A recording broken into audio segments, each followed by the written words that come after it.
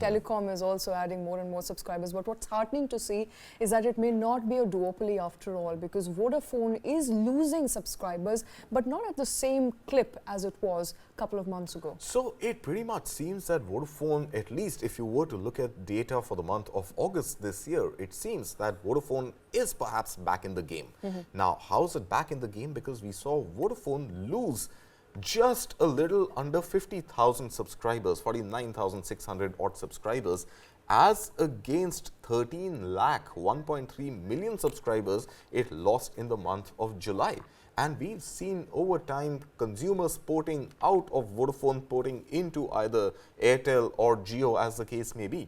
And Vodafone has been sort of, lambasted with this loss of customers on a month-on-month basis. Surprisingly, in the month of August, we've seen a sharp correction in that trend. And the decline What's led to the correction? So, according to a few publications that have taken quotes from statements from the Vodafone Idea management, apparently Vodafone's focus in the month of August and thereon has been to try and retain only quality customers. I think by quality customers, they would mean, I'm guessing here, they would mean customers with better ARPU, customers that subscribe to the family pack, where it's not just one individual who's porting out, but it would pretty much disrupt the entire family pack offering, and that gives certain cost advantages. So it would be the entire family needing to port out. So I think the focus has mostly been on high ARPU customers. The focus has been to try and retain and provide better service to those customers who are paying Vodafone more.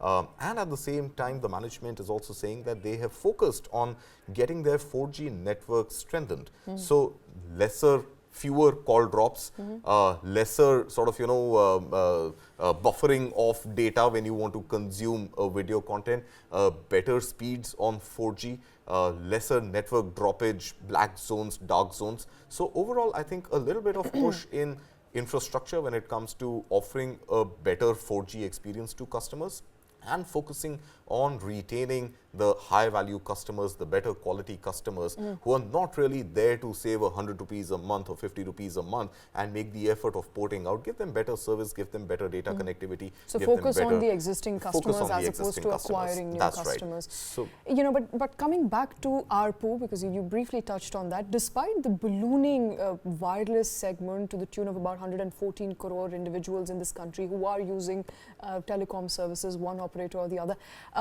there is a very little cost advantage to many of these telecom players because ARPUs remain abysmal. So Airtel has been crying foul for the longest time now that it's going to be very difficult to stay in the game and to sustain the business at the current ARPU of about 180 to 200 rupees.